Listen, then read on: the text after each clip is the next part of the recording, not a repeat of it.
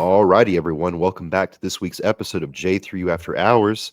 We have Alex Ball himself and the Rico Suave of J3U Coaching, Braden. How are you guys doing? Fantastic, man. How are you guys? I'm good, man. I'm good. Braden's hair is every bit as perfect in person. Hey, man. That's how I get my clients. it's the the Johnny hair. Bravo. Yeah. I'm excited for y'all to meet because Chris, he's huge in person. I'm excited. It's wild. Like you're impressive on Instagram, but in person, you're like it's different. Yeah, dude, I'm gonna look like a bag of dicks. So I've got like 17 days to try to pull something off. It's great. That's gonna be fun. I'm looking forward to it. It's gonna be a lot of fun. Hell yeah. Blast. You guys going down for the week, right? Mm-hmm. Yeah. Tuesday. Yeah. And you guys have clients that are in nationals? I do not. Yeah, I have one Friday, Candace. Yeah, I'm done for the season. We just wrapped mine up this past weekend, so I'm happy to get a chance to breathe for like 2 minutes. Yeah, totally.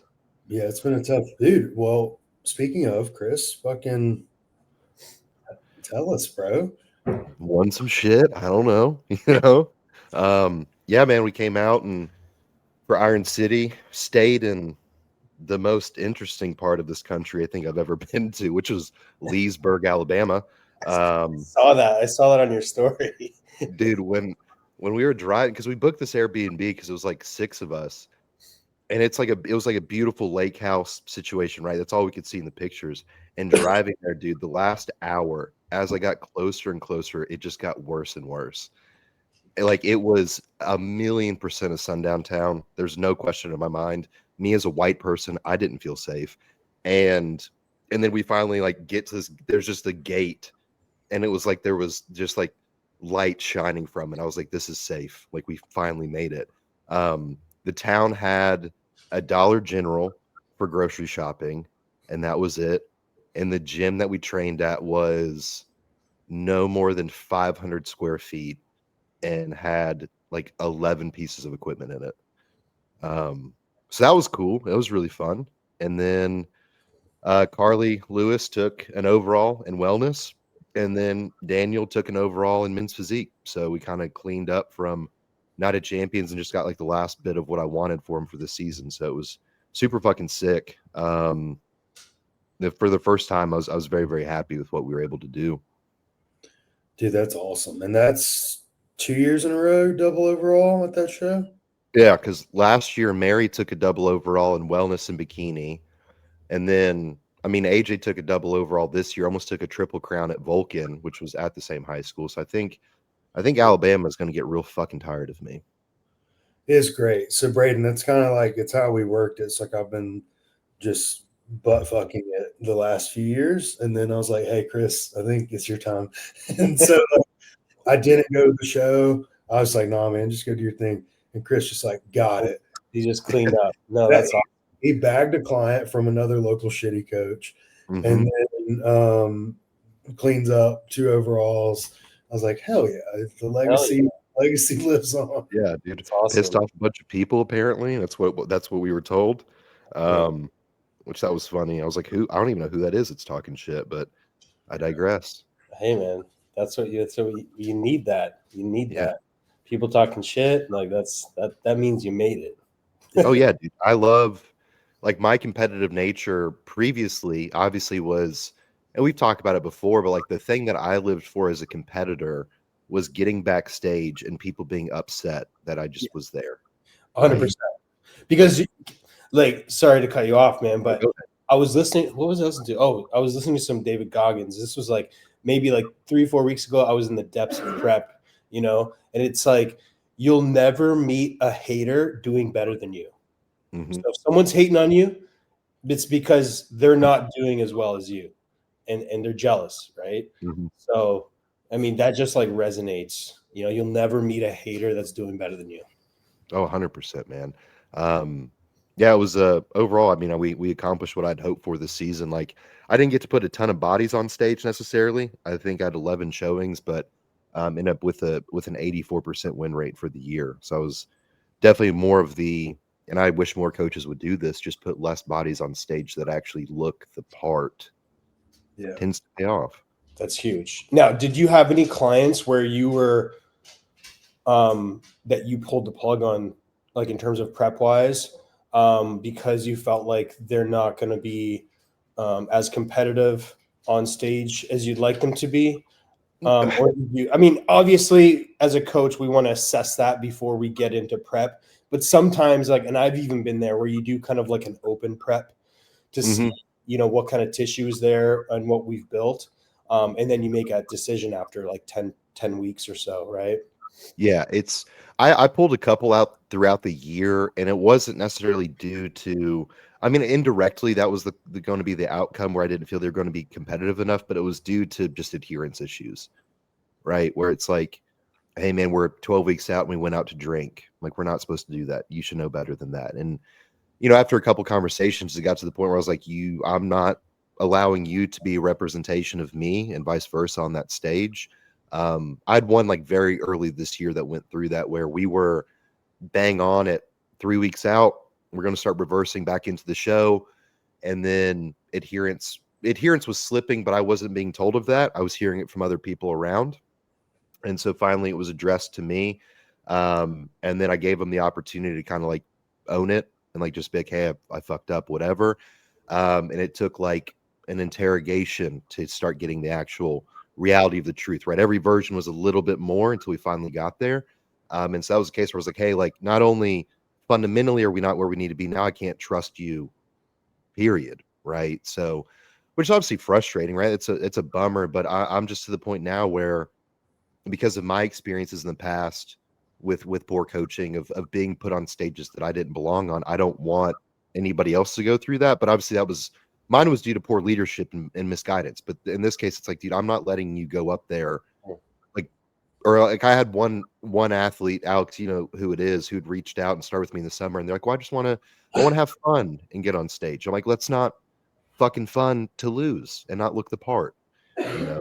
So, Yeah, I think it's not like obviously if they get pulled, it's because they're not competitive. But for me, it's like Chris was saying, it's more so they're not going to be at what would be their best.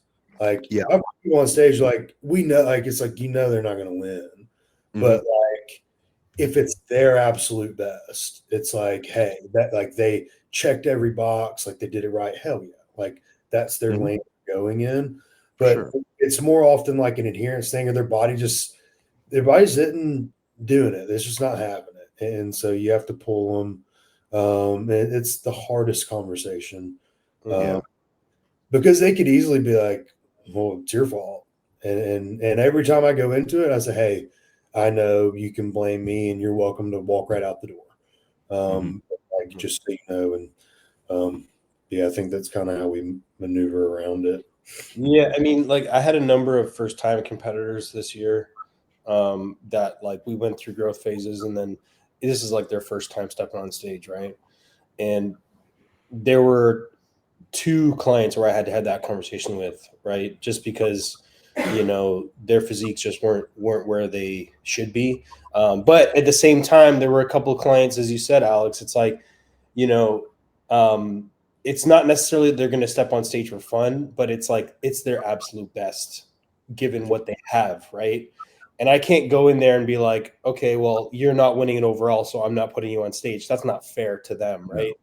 Yeah. Because they checked all the boxes, they did the work, you know, and their physique is just not at that level yet. But it doesn't mean you don't put them on stage, right? If that's their absolute best or at that time, right? So yeah, totally. Yeah, you just choose the appropriate classes at that point. It's like, if Yeah. we're true novice, let's go be true novice. Like, we don't have to throw them into the, I don't want to say throw them to the wolves in the sense of putting them in an open class if they're just not there yet. But that was the whole purpose of those classes in general, was to put you in a level playing field with your peer group, you know? Yeah. Ideally in a perfect world, like, we want to have an athlete and allow them them allow us the patience to work through the numerous phases, or give us 18 months or 2 years or whatever it may be, so that when they do touch a stage for the first time, we can run them through true novice through open. and have an opportunity at an overall. But again, it's like when someone comes to us and they say, hey, I want to do a show in 9 months and it's my first time and they're at a good starting point, you kind of just got to do what you got to do as far as creating athlete buy-in. And if that means, hey, we go win a true novice class our first time together so we can build upon that, I'd rather do that as well. I don't want to just like, I also don't want to say no to that and then them go to a cookie cutter coach, have a terrible experience, and then never see the stage again. Yeah. No, totally. Chris, actually, before we move on, tell me about the shoes, because I saw that on your story and I didn't know the backstory behind it. Like, just give me a little insight.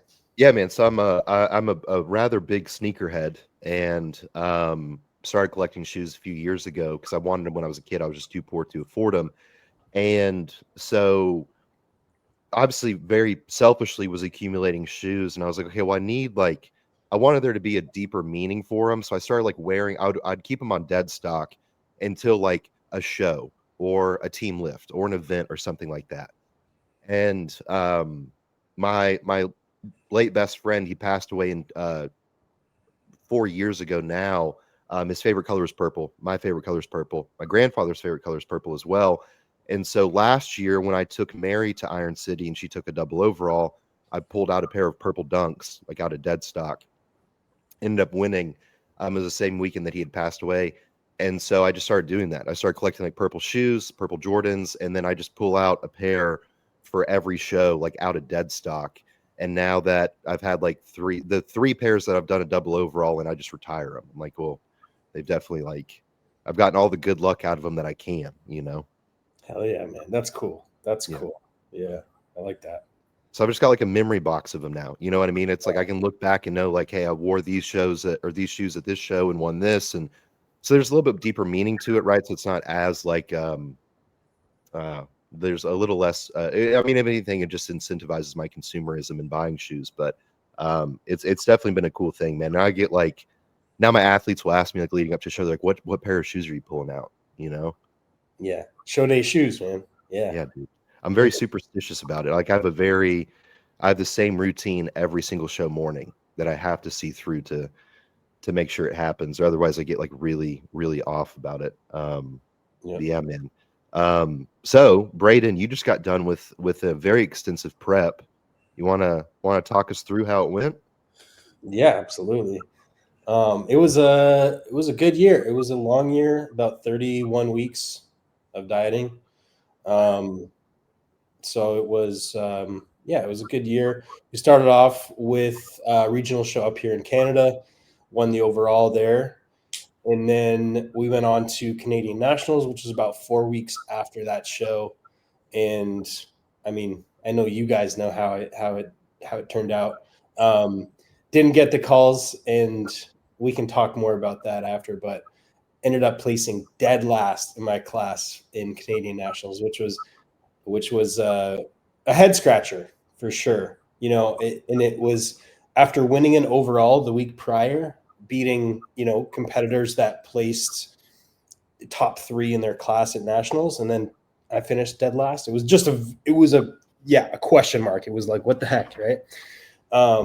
Obviously I didn't want to finish off the year like that. So we looked at what pro quals are like left in the year, and there's Bahamas, which was about 5 weeks after Canadian Nationals. Mm-hmm. And I was just like, I was telling Luke, I was like, dude, I can't finish off with Canadian Nationals last place. I'm not a last place guy. That was my worst placing I've ever had in any show. So it was a kick in the nuts for sure. So yeah, went to Bahamas, ended up winning my class, and then ended up falling just short in the overall. It was close, man. It was really close. So the overall winner that ended up obviously winning his pro card, he actually placed runner-up at Canadian Nationals, right?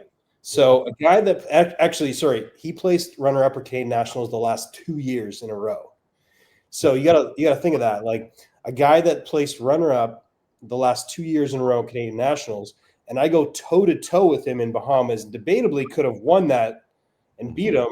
you know, but yet they had me placed last at Canadian Nationals, right? And I'll tell you guys, it's not like we were off. Like Luke and I don't come in off, you know. No. Like we were definitely a little bit better in Bahamas than Canadian Nationals, but we weren't off by any means. So it was a big head scratcher, Canadian Nationals. But it was nice to end the year off in Bahamas with a win, class win, and then a close call in the overall.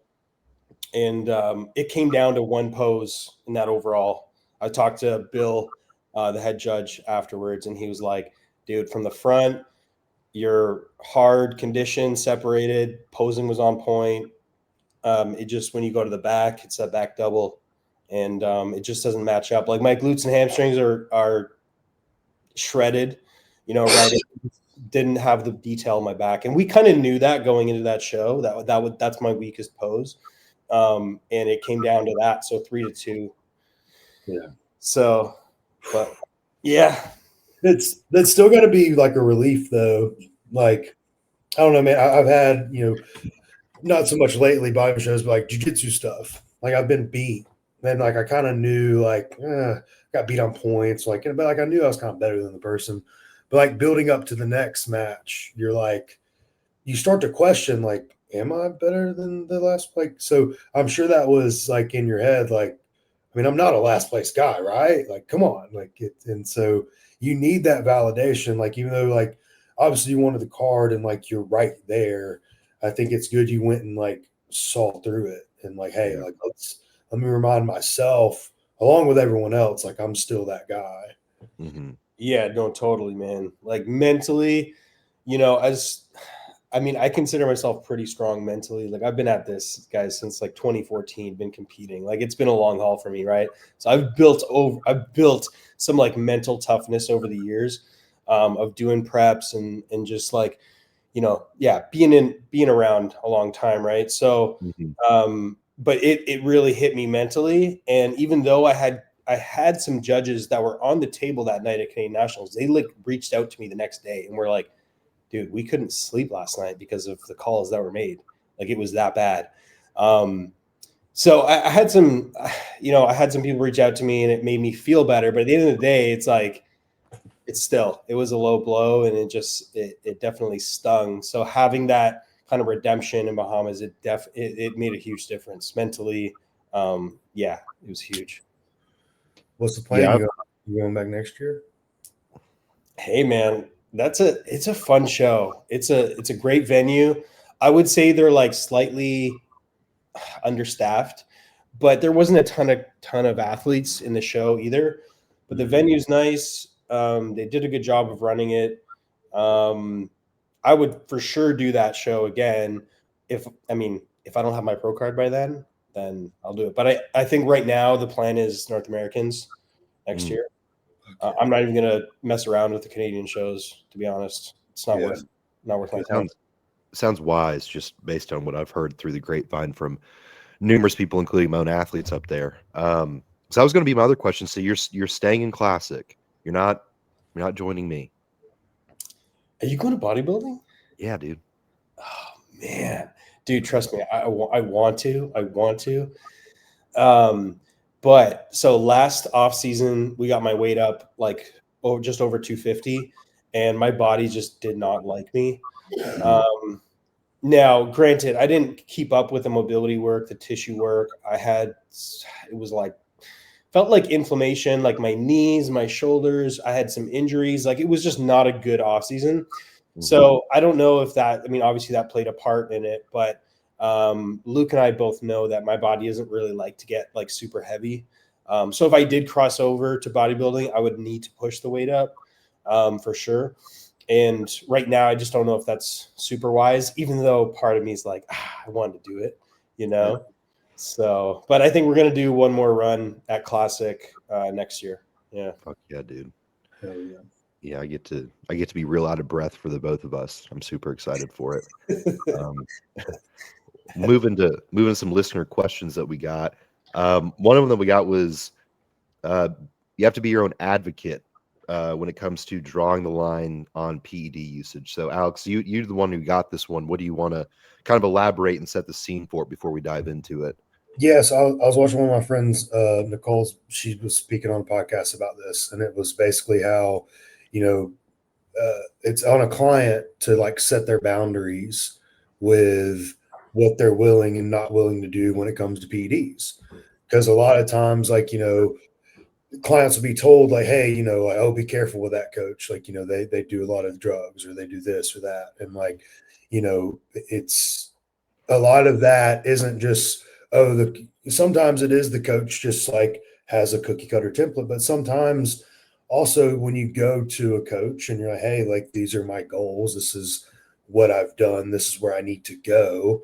Sometimes, like a lot of times, that is the answer is more drugs, Mhm. but it never needs to be in a spot where the athlete can't say no or Mhm. can't say, well, wait a second, I'm not comfortable with that. And I think that rather than it being hindsight where athletes are like, they ruined my body or they made me unhealthy, it's like, no, you should like be educated, ask questions.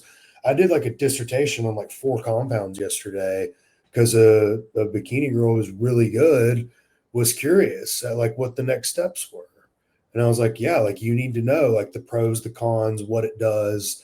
Um, you know, but even then, like on the flip side, it was like, oh, like, is this compound going to work better than this compound? And at the end of the day, it was like, I don't know because I've never seen it done on your body. Like Mhm. I've had 2 different people take the same source of stuff and like they react completely different. And so, but yeah, I think that's kind of the summary of it is like just, y'all's thoughts and insight on like, I guess how you have those conversations, but then also informing the athletes like, hey, you don't turn it into like like they did this to me. Like set your boundaries and set your parameters on what you're willing to do right now. Mhm. Yeah, I think it ultimately, and I think it's how we all approach it is whenever I have the conversations with an athlete about any PD usage, it's one, we've already had the conversation of their risk reward profile, meaning what side effects are you potentially willing to take or to experience? What long term do you want to get out of the sport? What do you want to get out of life? Um, kind of where your non-negotiables are, your family history stuff. Those are all things that kind of encompass what we already discussed. And then when I have the conversation, it's always presented as I'm purely objective and I'm a neutral stance on what I'm going to talk about. So I lay out the intended use, the role, the why we're using it. I lay out the potential side effects that we need to be looking towards. And obviously like routine blood work and those things. It's all the conversations had where I'm trying to present it as I'm not advocating for this. I'm not going to pressure you to do this, but if this is aligns with your risk reward profile and your goal at hand that I need to make you successful as an athlete, this is what we need to do and this is where we need to start. Yeah, no, totally, man. It starts with the risk assessment for sure. You have to do the risk assessment because the problem is we'll get clients that, you know, their goals may be a little bit too far stretched for their like genetic capabilities at the same time. So you have to assess that as a coach too. And I'm not saying like, if someone says they want to be on the Olympia stage, to be like, no, you can't get there. But you have to take that in with what their goals are and you know what their timeline within the sport is and where their physique is currently at, right? and then and then propose them with obviously the protocol that needs to happen that aligns with their risk assessment, as you said, Chris, right? Like based off of potential blood work, family history, do they have kids? Do they have and take those things into consideration, right? And I think that's how the conversation starts. Um, and then obviously, as you said, Alex, once you kind of lay it out there, they have the option where it's like, okay, this is what needs to happen to reach your goal based off of your risk assessment. And they have that choice whether they want to go with that or not at the end of the day. Yeah, because I find we're in a, and we see it mostly with females, right, guys? guys usually come to us and we have to tell them to stop taking more than what they're already taking. Yeah. But females, it's a lot of unknowing. It's a lot of, my friend took this. This guy I talked to took this, told me to take half. Like, it's kind of the Wild West still with females. But I think, I have, obviously a soul. So, like, and just like you guys, y'all look at the big picture where a lot of coaches don't. But I was talking, I have a young athlete and she's got crazy potential. And we were talking about PEDs, and I was like, hey, like, just like, let me know, how jacked do you want to get? And like, she's like, I mean, I like this look and this look. I was like, oh, okay, like we can play a little bit then. But at the same time, I have to keep in the back of my mind. And I told her straight up, I said, hey, one, I got to keep your face. If I ruin that, we're fucked. Like, step one. Step two, you're 21, 22. I have to also keep in mind that by the time you're 26, you may not be doing this at all. And I have anything like we do now affect that. It's a little different conversation when they're 32 and they're matured a little bit more from a sense of like, they kind of have their life figured out. They kind of know what direction they're going in. They probably are with a spouse that they're going to be with. So it's something that, I feel like we do a great job of holding their hand through it, but a lot of coaches don't think about those things. And it's like, you have to kind of baby step them along. And I think that's the right way to go about it. I tell clients all the time, I will never tell you we have to take a drug. Just like I will never tell you we have to do a certain movement or we have to eat a certain food. So like, mainly just like it's insurance on me. It's like, hey, like I didn't say you had to take it. And usually it comes down to now we're in this world where they just chat GPT everything. And it's like, well, I've been researching and doing this. And it's like, well, okay, yes, but like, let me tell you what like realistically happens. And or it's either ChatGPT or they have a friend or a boyfriend or whatever. And so it's a lot of like guiding their hand through that. And I think a lot of coaches, like I was texting a client the other day, I was like, thank you for having this conversation with me. Like we're just going through the compounds rather than just like one, just blindly trusting me, but two, just like not going off of just something she heard or something she saw. Like we're really diving in on it. And it ended up being like a really good conversation. And she understood kind of the big picture of it, of like, hey, like I have all these at my disposal. I think more people need to have those conversations. Dude, 100%. And I think that's a mistake that a lot of clients make is like, instead of having that conversation with you, the coach, they talk to like 3, 4, 5 other people at the gym. They talk to a couple of other competitors or friends, and they're getting everyone's opinion from, I don't know, half a dozen other coaches because they told their clients that this is what they should be taking or shouldn't be taking or whatever. And then they come to you, right? So it's like, avoid that altogether and just have that straight up conversation, with your coach is the best route to take for sure. Yeah, it's especially on the female side of things, man. Like we see, I mean, dude, it blows my mind some of the protocols that we see out there, and it's literally like for dudes. It's like, dude, I can't tell you how many times I've seen a bikini girl on Winstrol this year. I'm like, why are we doing this to ourselves, And it's like, it's just, I tell all of my athletes this, regardless of the subject matter, but especially pertinent to this, I would rather you feel that you're asking me too many questions than leave anything up for assumption or interpretation. Because at that point, I failed as an educator, right? Because there is, as males, the privilege that we have in this is like we can solve a side effect, right? We can pull out a compound, reduce the dosage, plug in something to hold the line in the meantime. Whereas women, they don't have that luxury, right? So that's a lot. There's a lot more minutia within that and nuance that has to be taken into consideration. And it's always, to Alex's point, it's always, well, my boyfriend told me I could take 20 milligrams of Anavar because he takes 50. It's like, what's maybe 5? 5 would be cool. You know what I mean? Like, and that's where a lot of the concern comes in this. But again, I think to go back to the initial part of this, we see it a lot where we get, obviously we work with a varying level of athletes, but when you work with someone who's been in this for a long time, they have, a lot more exposure to these drugs and especially at higher dosages. At a certain point, the androgen load is going to have to look similar, whether we look at just different compounds or different ratios or whatever that we found that we think is going to be more beneficial for all mortality health. If you look at it from the outside in, somebody might drop their jaw at, oh, they're on, 2,000 milligrams of stuff. Okay, well, they came to us on 4,000, right? So there's so much that's behind the scenes that you're not seeing. But then you get the athlete who's like, hey, man, I will do whatever it takes. I don't give a shit. Hell, when I went to Alex, that was my first conversation with him. I was like, I don't care. I just want to win, right? So then I can't turn around and be like, well, Alex made me do this. No, Alex recommended I do this. And I said, okay, right? It's still me making the decision at the end of the day.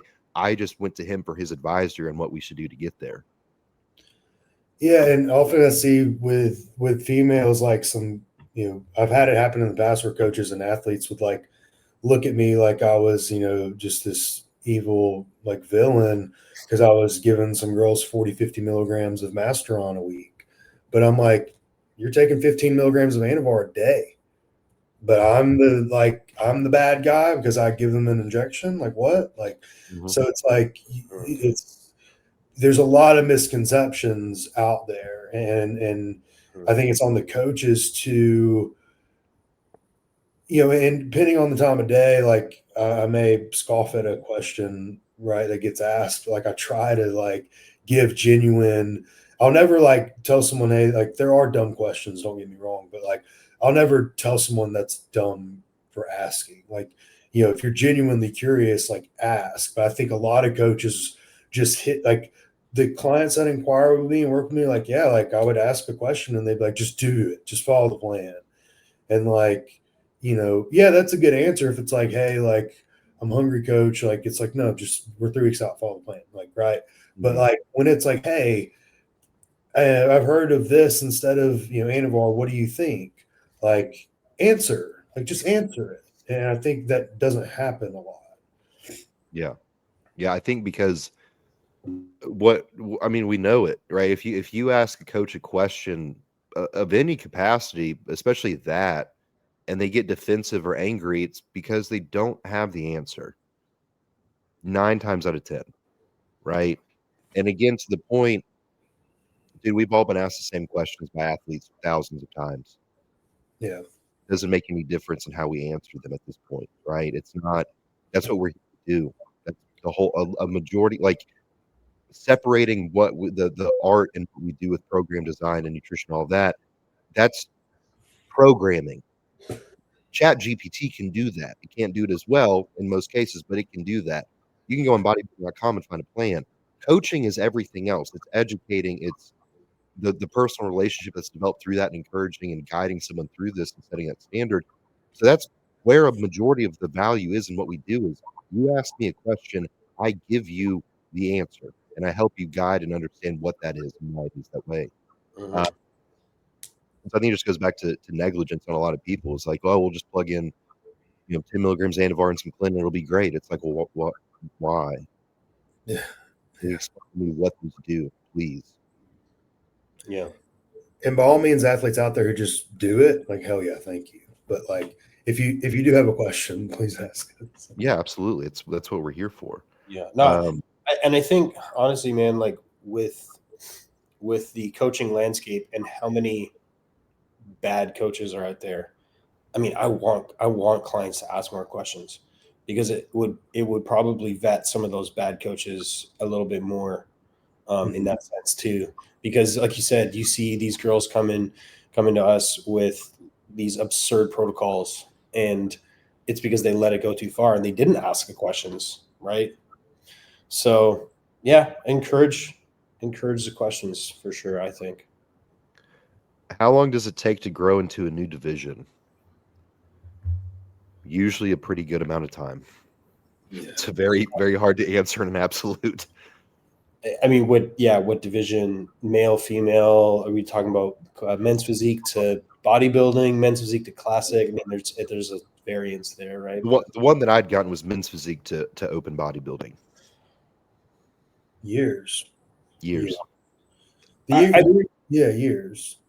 It depends on the athlete, right? Because some of these men's physique guys, they actually have legs, right? Mhm. And if they're a good men's physique athlete, they have a good back too, Yeah. right? And where they're probably lacking a little bit is like that density and like thickness that's required in bodybuilding. But like the frame is usually there. Like they usually have a pretty decent chest. They have a good back, and like I said, and if some of these guys have been actually training legs, their legs aren't bad. So I mean, it depends on the person. And actually, I have a client from Italy, and he's I'm switching him over from men's physique to bodybuilding. Mhm. Yeah, and it's a pretty wild transformation already. But he's a guy that had legs before, so it was a little bit easier transition.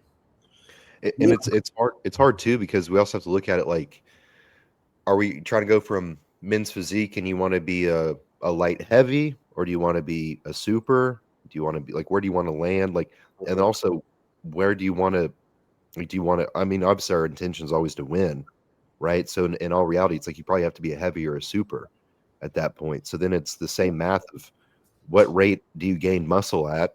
How many pounds of tissue do you need to add to hopefully be in that range? It's probably going to give a general, I would say, like minimum 2 years in all reality. Yeah, I agree with that. I mean, also your height in bodybuilding, your height makes a huge difference. Because if you have a guy that's in men's physique and he's in like the taller classes and now he wants to switch over to bodybuilding, it's like, dude, you might have to put on 50 pounds of muscle to be competitive, right? Mm-hmm. Oh, dude, I mean, I'm like, me going from classic to open, it's at least 2 years of growing just to land as a, somewhere as a super. And that's still not guaranteed of where I'm going to land within that, right? So it's like, and I've already been doing this I've been competing for 7 years now. Yeah. I think even at like the upper level, you look at and Bumstead, right? Did well in open shows, very close to being classic pros, right? Like, but if they wanted to be Mr. Olympia, if they wanted to jump into that next tier, I mean, is still 2 years away, probably, and, I think but that's the thing too. I think there's structural, like, if you're structured, like, if you're first, second time, third time local regional level competitor, you kind of can figure this out, like, in that time, and you may just naturally grow up a division. But like, if you're 4 years in the game as a bikini girl, you probably don't have like the genetic makeup or the build to just be like, I think I'm wellness now. Like, you may grow into figure, but like, does that make sense? Like, your shape and structure is it needs to be taken into account as well. And it's why I also think some guys do classic that they're really just little bodybuilders. Like, they don't have the genetic like shape and structure and symmetry for it. So I think a lot of it is like being put in the right class for your body first, and then put your hopes and dreams of where you want it to be at, like, hey, that may be the goal. But like, I'll have, first timers or like new competitors. I'm like, yeah, like, the goal's wellness, but like, for right now, let's just pose bikini. Or hey, the goal's bodybuilding, maybe classic, cool. Like, let's just pose like bodybuilding, and like, if we're lean enough and in a cap, we can jump into classic, see how we do. But, Yeah. Because the other thing is too, man, like we got to be where our feet are at, and also there's no reason to. I don't say there's no reason, but if structurally you fit in a position now and you have the desire to compete, I don't think that you should hold off just for the long-term goal in that sense. Like, if you can be a competitive, like for myself, my physique has grown at the rate where for the first, 6 shows of my career in this, I was meant to do classic with my height, my structure, and the muscularity I had. Now we've hit the upper end of that. Now it's like open just happens to be the next thing that I have to move into, right? But it doesn't mean that like I would have skipped 6 years of competing just to try to keep chasing open, right? Yeah. Like I still wanted to compete, and know if that's something I wanted to do. And the same point, it's like, yeah, if you're, a class F bikini competitor and you have been for some time, wellness is probably not going to happen. But if you're Yeah. class A, you probably Right. pull it off. Like there's an opportunity there, right? Um, so but again, I think a lot of people like it just depends where you want to land.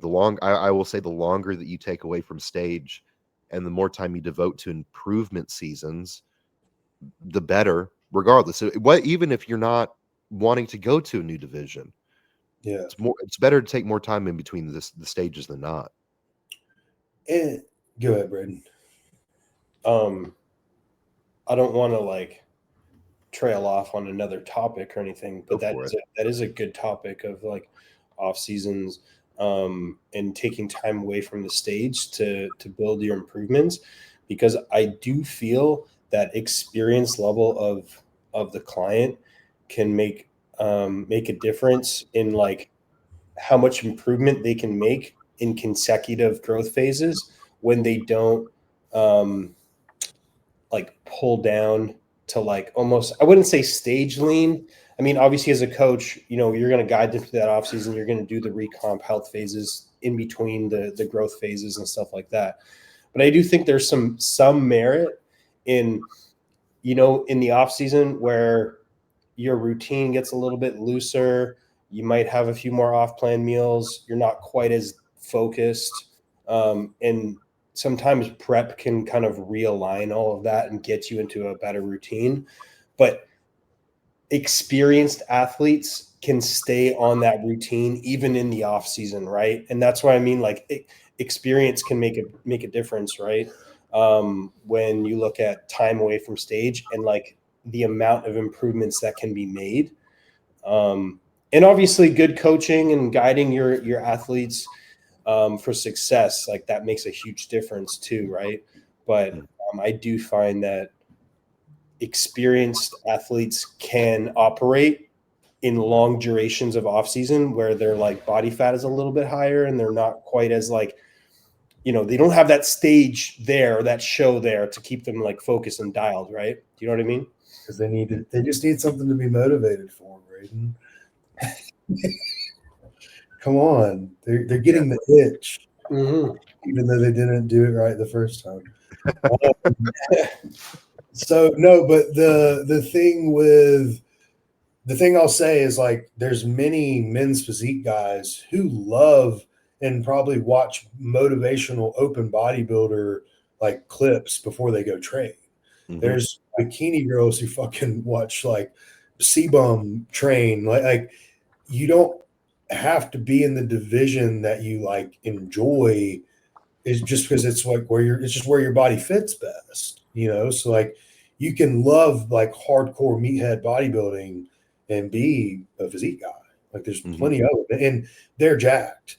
Like pro men's physique guys are fucking jacked. Pro bikini girls are fucking jacked. You would think they're figure girls.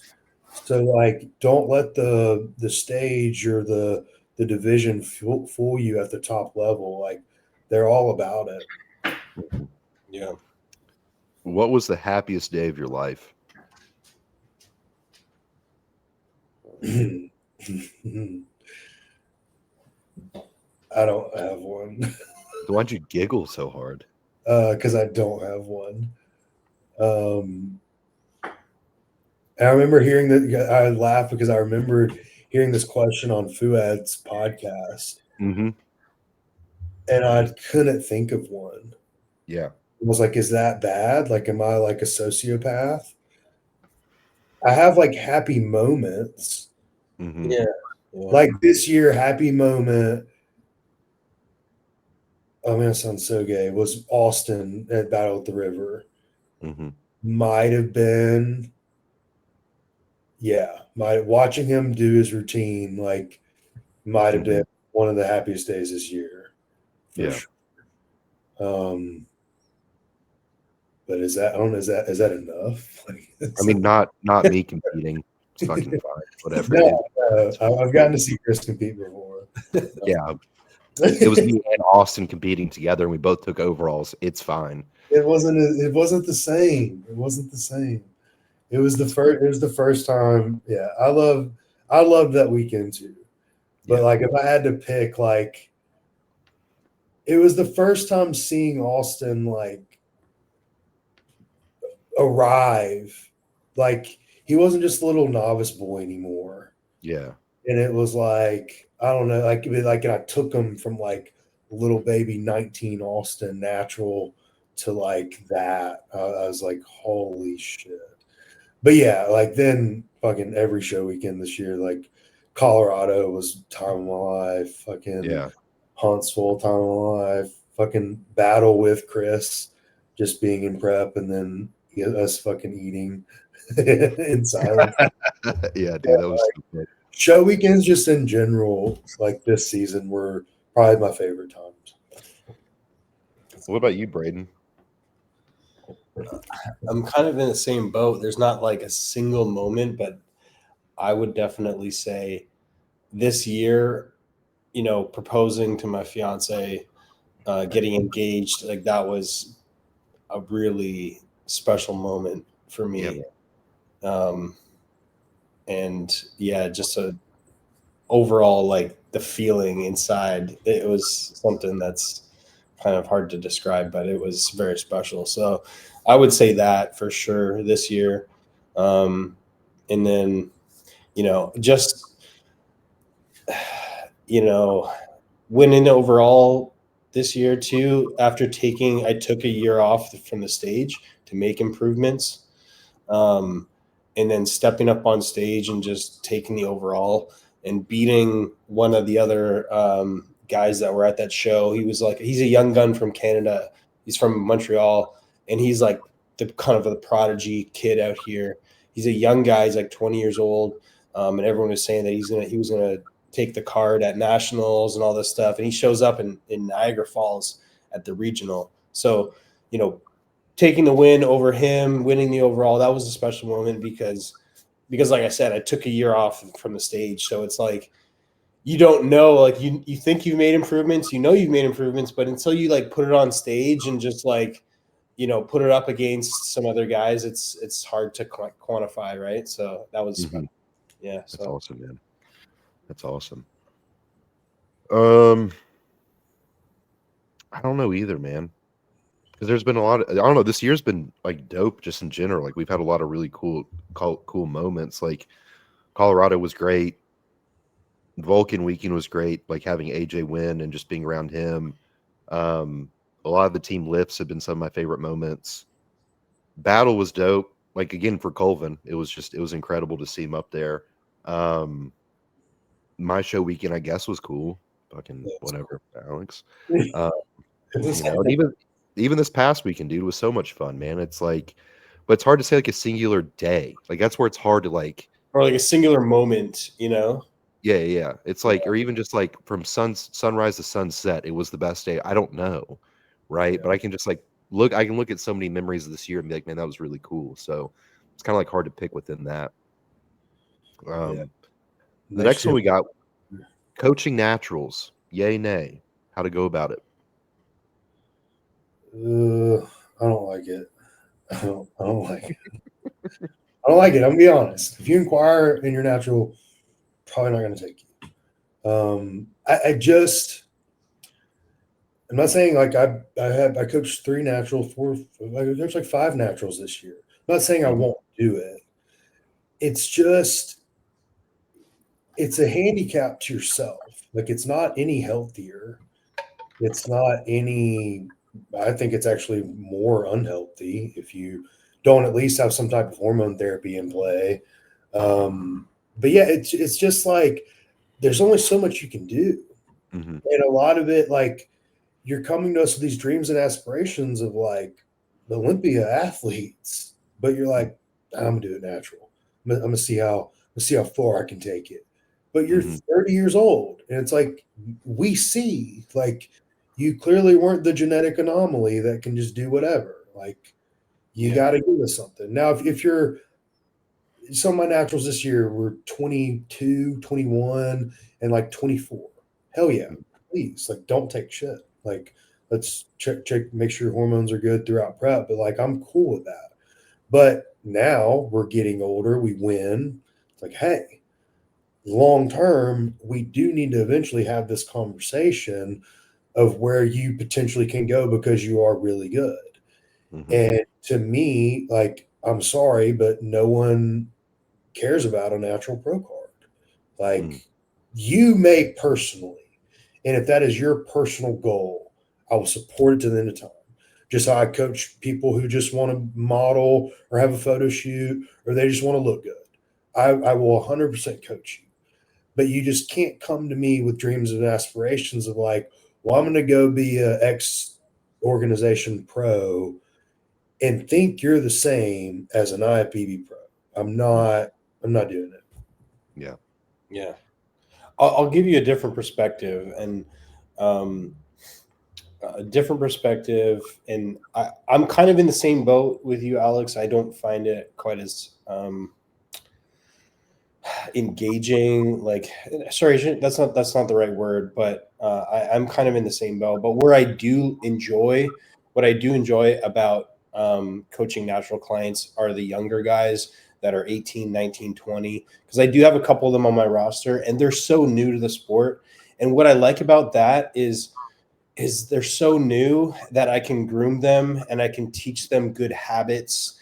And it's less about like them getting on stage and winning a pro card. It's about like building a foundation of like training, nutrition, and good habits and stuff like that. And I can kind of nurture them along. And I know like their journey is going to be 5, 6, 7 years, down the road. And I might not be coaching them at that point, right?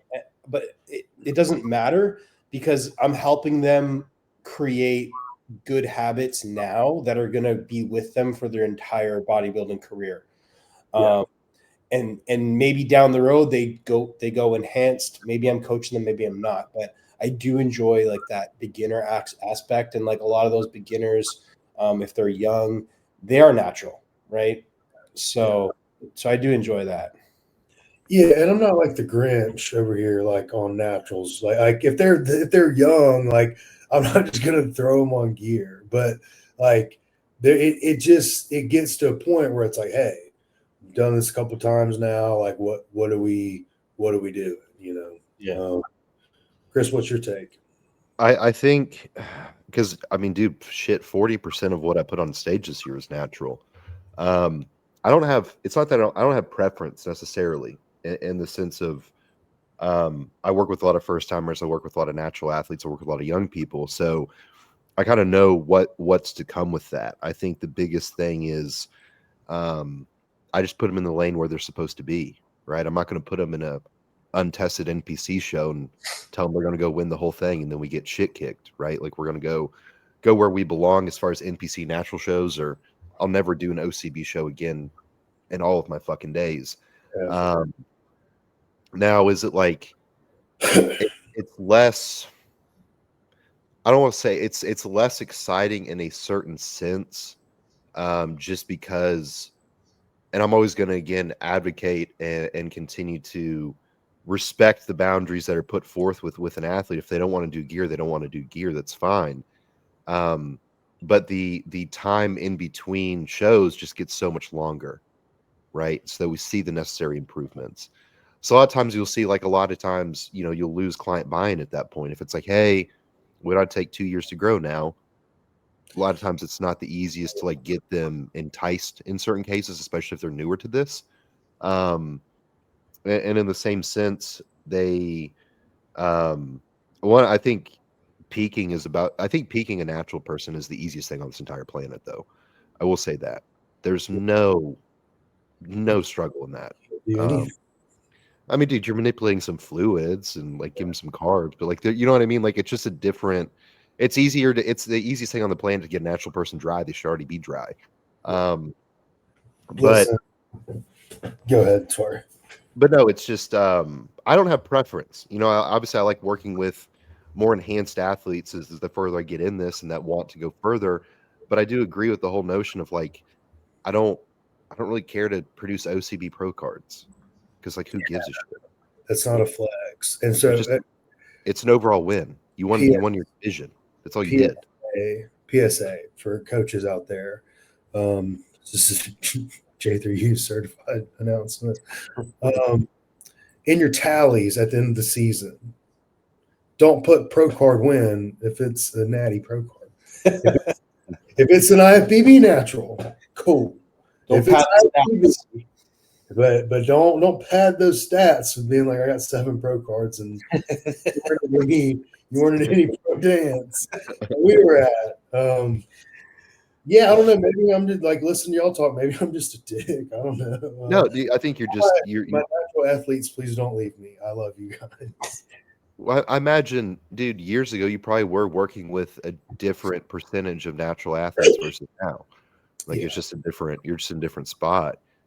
Whereas me and Braden, we work with a lot of first timers, and that's where they come to us. And again, I'm not gonna just push gear on anybody, but it's also the ones that want to do it have to earn the right to do it. Yeah. Right. Like talking about Braden with the fundamentals and developing the athlete in the way they need to.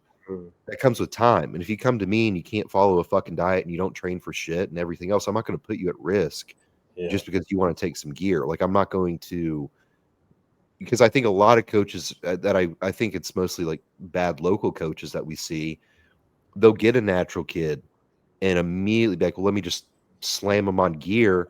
Yeah. So they can be quick to try to produce a transformation out of it. And how many guys you see like, local gyms, they're taking gear, but they don't look like they take gear because they don't have everything else in place. They don't have they don't train properly. They don't have the diet in place. Right. And to your point, Chris, it kind of stems from some of these poor coaches that are pushing gear on clients too early and they haven't built up that foundation. Right. So yeah. How do you apply for coaching? What are some red and green flags that we see? So we had a red flag yesterday. This guy inquired for coaching and he was talking to Zach and was like, I want to quiz the coaches on blood work to make sure they know what they're talking about.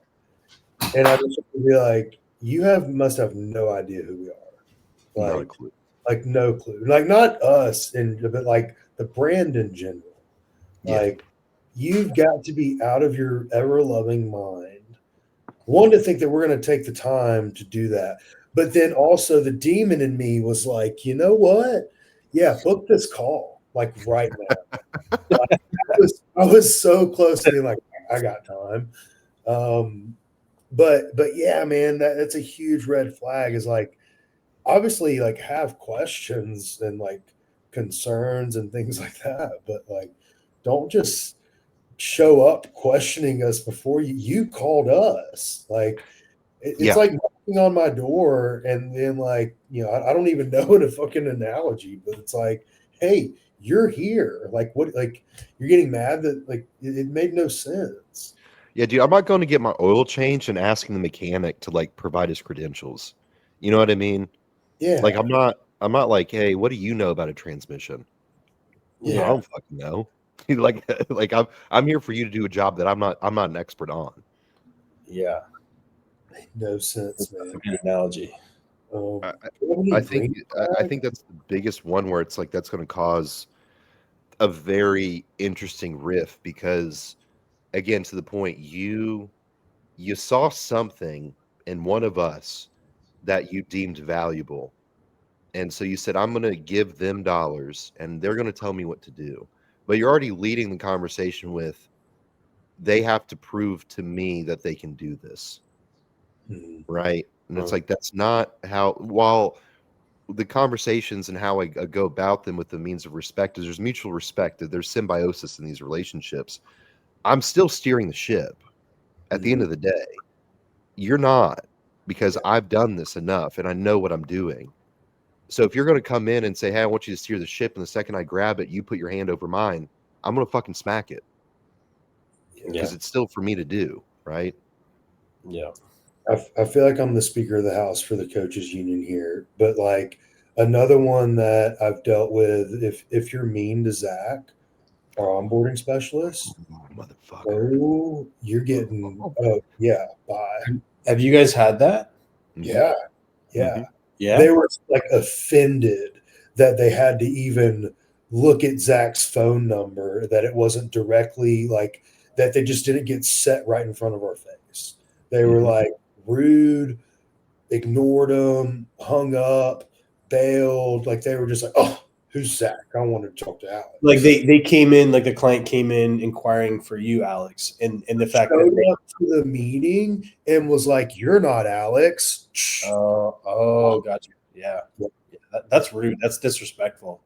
Rude, cursing at him. I've had one where like they come to us and it's along that topic, right? Like I wish more people understood the amount of time that does get wasted on client calls, like potential client calls. Yeah. Everyone wants to talk to us, but I've taken some of my own, and I've immediately 20 minutes in to just like I know that like, hey, well, yeah, I'm still going to shop 17 more people. I Mhm. just know we're not going to be a good fit, and I'm like, oh my god, now I know why I don't do this. I think people should realize like, hey, it's not personal that we're not talking to you. It's just not efficient at all. Yeah, like John and Luke have done such a good job of breaking down, the extra curricular stuff that we don't need to do so that we Yeah. can focus on coaching. And Mhm. that's what people don't understand, right? Um, we're able to focus solely on coaching, right? We don't have to, jump on calls and stuff. And I know you said, Alex, you've done some calls and you've realized how much of a kind of a waste they can be, right? But people get offended that they're not talking directly to us. It's like, guys, we're doing this for you guys so that we can focus on you as a client, right? Mhm. So Because they're going to turn around and start asking about pricing and this, and I'm like, I don't know, because I don't like I know like the most and the minimum, but like I don't know. Maybe Zach could actually help you out on a price break if you had talked to him. Yeah. Yeah. I think too, the other point is like at the end of the day, the people that pay us pay for our time first. And until you've paid for it, you don't have it, right? Mhm. Like I was like, dude, I have people who inquire with me on Instagram all the time. We'll DM whatever. The second it gets to, hey, let's hop on a call, I'm like, go to Zach Yeah. because much Here's to the Alex, thing. Yeah. Yeah, it's going to be an hour and a half call. It's going to be a 2 hour call of window shopping. It's like now and again, it's fine. I'm fine to have a conversation. I'm fine to answer questions within a reason. There's within reasons the biggest caveat. But the second you're taking hours away from my day, from my athletes who are currently paying for my time, and then you end up not signing up anyways. Like we've all been burned enough that this is set up in a means for a reason.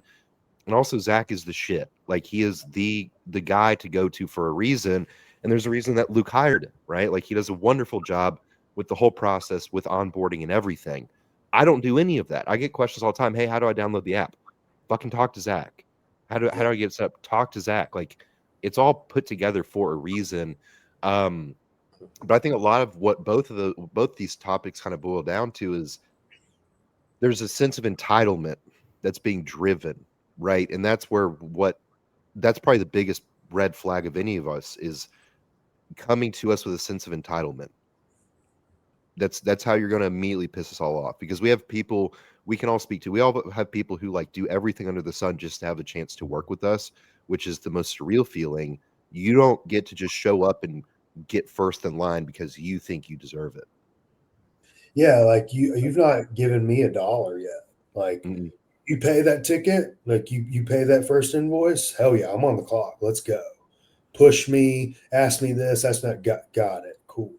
But like, oh, I was thinking of an analogy. It's like, it's like we're out on a coffee date and you're trying to fill me up from across the table. Like, you gotta you got to earn that, dude. Like, focus.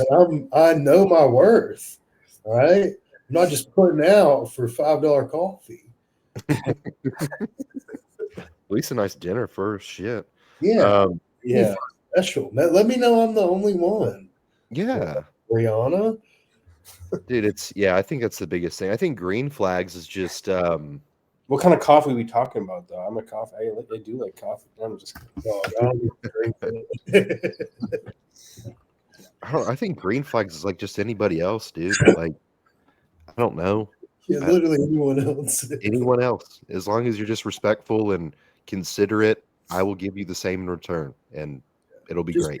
be excited. Like just Sure. know like we're building that relationship. Like it's going to take some time for us to start having jokes and get along and figure out your body. But like it's like just be excited for something new. You know, if you go into it with like, oh, my last coach burns me, here goes the next one. Well, it's probably not going to be the best experience. Yeah, don't hire a coach yet. Yeah, like it Like, just go into it with open arms. yeah, an Yeah. open mind too. Like, I'm always happy to answer questions, but I remember I had a guy sign up with me and wrote his plan, and he messaged me. He's like, "This is too much volume," and I was like, "Well, how do you know that? Like, we don't. I didn't get to have the first call with him to explain how I periodize training, go about it as far as it goes." And he's already, well, I don't like this. This doesn't work for me. Da da da da da. And I saw his physique, and I was like, you don't know what works for you yet. Yeah. I'm sorry, dude. Like, not trying to be like a dick about it, but it's the reality of the matter. Um, so I think just going at it with a curious mind is an okay thing, but there's a means and a way in how you ask that question and how it's perceived. But when I get, hey, this doesn't work for me, and it's related to that, I'm like, well, you haven't even tried it yet, so we don't know. This could be what works for you, right? Um, the next one we got, which I like this one, Braden, was you have a physique, right? Blank canvas, and they're either going classic or open bodybuilding. What, from muscularity perspective, what are we prioritizing in classic physique, and what are we prioritizing in open bodybuilding first, as far as development goes? I'll touch on classic. I put some thought into this one, and I would say for classic guys, we have to look at the posing, right? You don't have the front lat spread, you don't have the back lat spread, you don't have a side tricep, you don't have a most muscular, right? So how important are delts in classic? Just think about it, right? You got to look at, yes, you need delts, don't get me wrong, but from a priority perspective, there's no poses in classic that really like you need to have like those like bowling ball type delts, right? And the muscle groups that really stand out to me in classic, and which I focus with a lot of my clients, are back, obviously. Back and lats, right, is like one of the main focuses. Arms, so biceps and triceps, because there's some poses in classic where you just need to have arms that kind of stand out, in my opinion. And then to round everything out, in my opinion, it's chest. So chest, back, and arms. And of course, within classic, you need to have a balanced physique. So I'm not saying like you don't need legs. I'm not saying you don't need quads or hamstrings. And we're talking about a blank canvas that's perfectly symmetrical. But which kind of muscle groups are you going to accentuate to like give them a little bit more pop when they're going through poses and stuff like that? In my opinion, it's chest, back, lats, obviously, and arms. I disagree, Braden. I think if I'm looking at it with classic, I'm looking at the silhouette. Let's say like a front relaxed, like obviously first pose you hit when you go out there. I think obviously because we want to accentuate a small waist, I think it's going to be lats, quads, especially adductor development too through the middle leg, and then I think shoulders over arms. Ooh. Really? I don't Yeah. think you need as much arm in classic to get away with it as you do But- like. Okay, no, yeah, go ahead. No, interject, please. I love this. Yeah. So like your side chest, right? Hmm. How much of that side chest is delt development, and how much is like from like a classic? Think about a classic Yeah, side for sure. chest, right? Yeah. You need that like bicep and that tricep to just be popping, in my opinion, for that I've classic. won 3 shows with shitty arms, dude. You don't have shitty arms. I don't think Good. so. They're not good. Like, okay, so even just like, even if you just think about like some of the quote unquote physique classic physiques that are out there, and where their development is, I would say, like, again, you have your front double, your back double, your side chest, and then classic pose. In my opinion, you need arms. Yeah, I'm big on quads back for sure, because the good quads in a front double, the front relaxed front double, back relaxed back double is what's determining it all. I'm with you, Braden, on the arms. I'm with you on that agreement, like for sure. Okay. I think if I were to prioritize it, it'd be chest, Yep. back, quads, because the front relaxed, we can get away with small arms and small delts if that chest is nice and dense and the lats are thick, and we have nice quads. I think the back and the back relaxed, again, shoulders and arms can be mediocre, hamstrings can be mediocre, but if that back width is pretty wicked, I think we're good. I think you can make the argument with quads and arms to be in the same bucket. Meaning, like, I'm not saying like don't have developed legs. I'm still saying sure. have, like, your legs have to be developed. You have to have that X frame, right? Having big quads on stage, right? Having big quads on stage with big adductors, or having big arms on stage, like, they still match. Like, do you know what I mean? Like, your arms would still match your physique, but you have big quads and big adductors, or you have big arms on stage, your quads and adductors still match, though. They're not like Wesley Vissers, kind of. Like a Wesley Vissers. No, that Wesley's not a good example because his legs are ugly. Like, Okay. But the other thing I'll argue too is going back to, he has 0 adductors at all. Like, he's got a problem there. Like, there's no adductors. but the other thing I'll say too is, let's say we step out there, we have like, blasting full quads, great adductors, we hit a front relaxed, and again, if we're having because I obviously do think there has to be arm development, but I'm not saying that it has to be like a freak factor standout muscle group, right? If you had a front relaxed, and let's say you have good lats, you have really good quads, but then you don't really have great delts, I feel like you're going to start creating a very odd silhouette, right? Comparatively, I do agree. I think I'm going to prioritize chest over shoulder development, but if I'm choosing shoulder over bicep tricep, I'm choosing shoulder over bicep tricep specifically. Interesting. I think I don't see there's enough delt in any of those shots to make a standout. That's my problem. Like, you're not going to have underdeveloped delts. Like I said, your delts are still there. They're matching your physique. But I don't think having like priority of delts where those delts are popping, other than the front relaxed, I do agree. You need to have delts there. But yeah. I think, I don't know. I keep thinking, like, my opinion is we're thinking of white guys, and we need to really think about the black guys, because if we get like hear me out for real. You get like most genetically freak black guys, they either have crazy arms, bubbly chest, or some wicked quads. And that, I think that 3 is going to come in and shut down like everything else. Like you get that like freak of like, okay, they got the tiny rib cage. I think I think arms and chest are kind of together. But like if you get, and this kind of goes into like that freaky body part. Like if you get a bubbly chest and like sick back, like dude, it's over. It's Yeah. over. Like Yeah. it's Okay.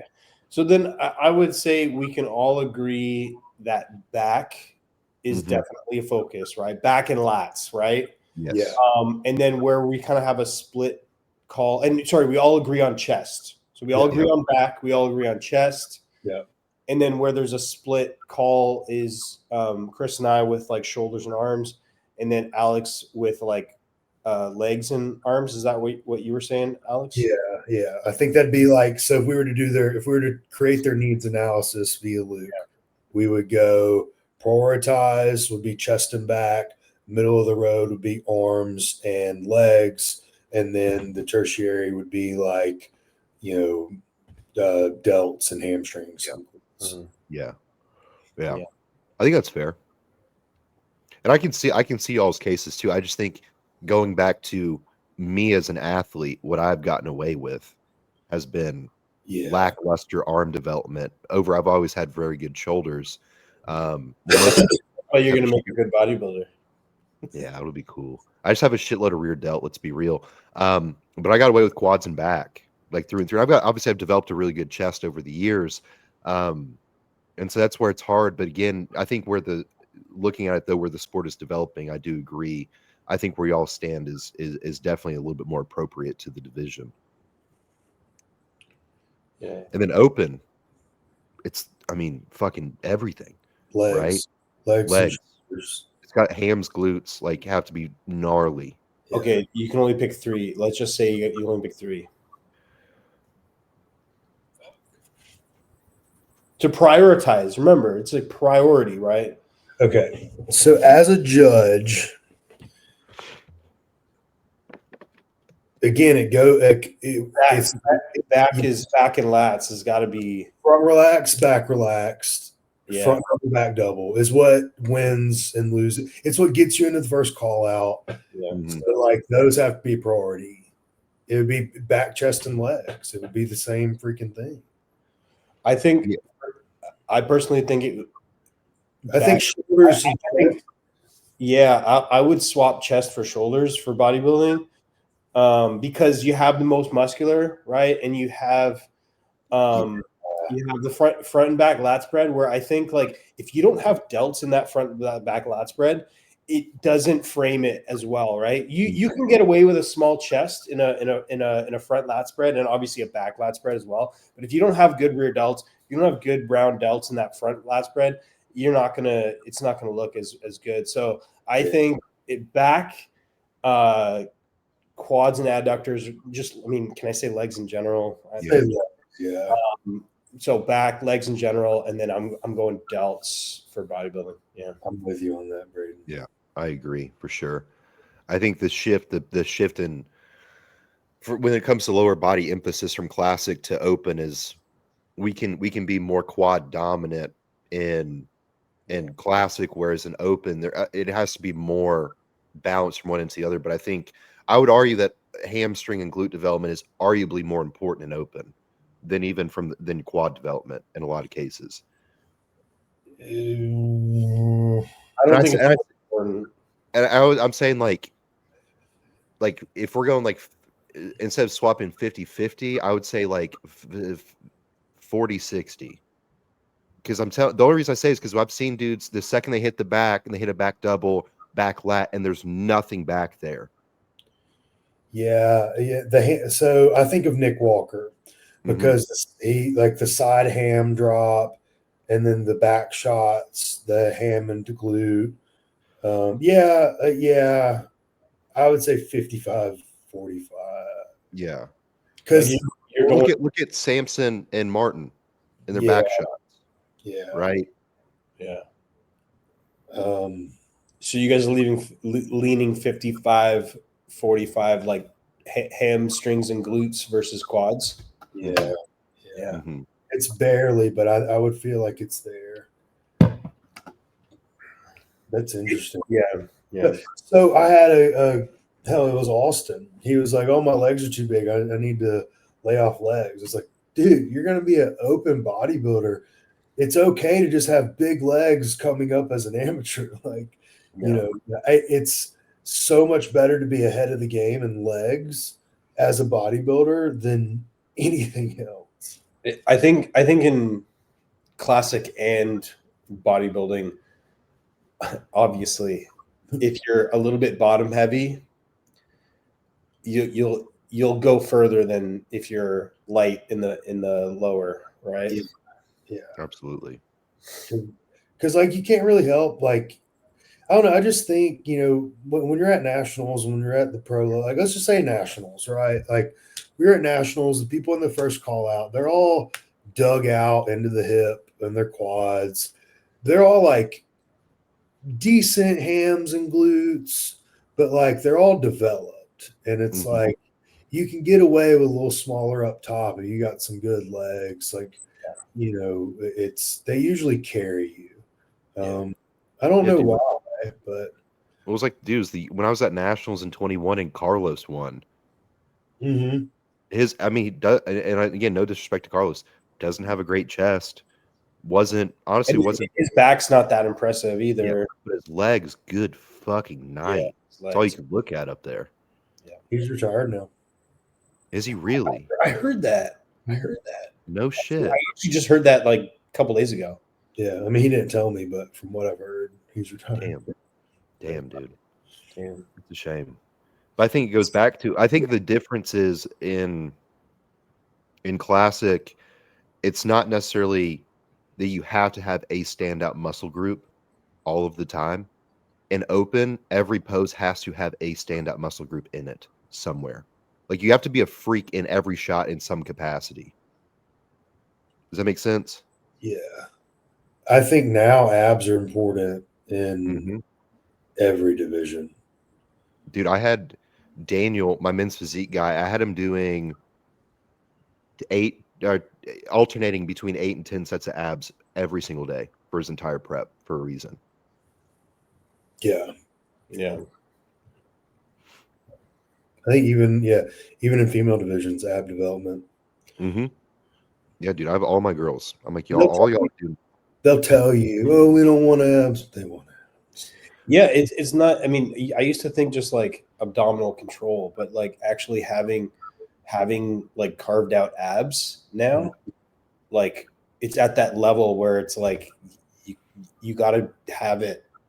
Even if you don't hit them like in a certain specific shot, like in between poses when you're walking out, like they have to be there. Just adds to your physique overall. When the tissue has to be there. Girls, like when they laugh, there needs to be a little six pack. They need to be able to like they lift the boobs and do the little ab flex like that. That needs to be there. It does. 100%. Absolutely. I've peaked enough to know like it's got to be there. Yeah, it can't be overlooked. Another thing too is like from a different angle, if we have a stronger midsection, we're able to brace better. It's going to directly reflect in improving performance in the gym elsewhere, right? Like, how are you going to do proper hip hinges if you have no abdominal strength whatsoever? Yeah, and I think it's so overlooked because it's just part of the physique. Like it's just we're just so used to seeing it. And it's like, especially like in nationals, like the girls turning pro, like it's like their midsection is just so tight.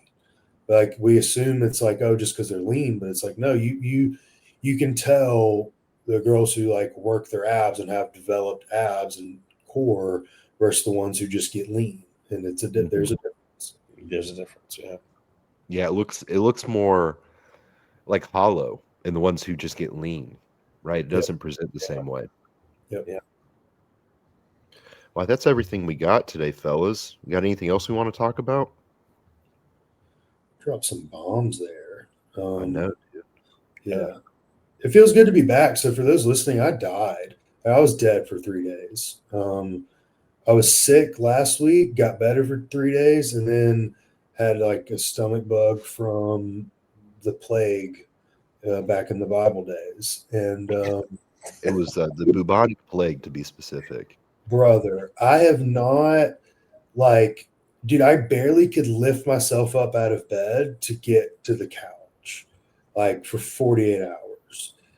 And I love my clients, and my friends, like, because I would like text randomly, and then like a few of them wanted to call me, like some of my friends wanted to call me, and I was like, hey, I don't think you realize if I open my mouth, I'm gonna vomit. Like, I was not saying I was sick, just like be funny. Like, I'm gonna throw up. So I'll talk to you later. How many cheat meals have you had since then? I ate Five Guys 3 days in a row. Attaboy. So Bad. it was the only thing that, like, I would eat breakfast. Like, I would be nauseous on my way to Five Guys. It's like after everything stopped. But and I would just get a burger and fries, like nothing crazy. But like it was the only thing that like I could start eating and I would be like, oh, I'm hungry. And then like I would get it down and I got a couple chocolate chip cookies down. And then yesterday was my first day back eating meals. But no lie, my protein and oatmeal meal, thinking about it right now makes me want to vomit. So I don't think I can do that. Yeah. No, but if you do get protein, please use code J3U to save at checkout and directly support us. We'd really appreciate that. Got anything else? We'll see you boys in like 2 weeks. It's coming so fast. Yeah. No, It's going to be fun. It's going to be a lot of fun. Yeah, I'm Yeah. stoked. Alex, if you can make me look really good in the next 14 business days, I would really appreciate it. Dude, I said we could take trim. Dude, your back, Chris. I saw the back post that you posted on your story, man. It's looking wild, like Thank thick you, man. as hell, man. Thank you, man. Can't wait to see that in person. Do some. I got to train back with you guys. That's my main focus this off season. Let's do it, Get dude. back on Chris. Yeah, dude. I'll trade you some of my back if I can get your level of conditioning. I'd really appreciate that. Take it, man. Take it. It's a curse. No, I wouldn't say it's a curse, but yeah.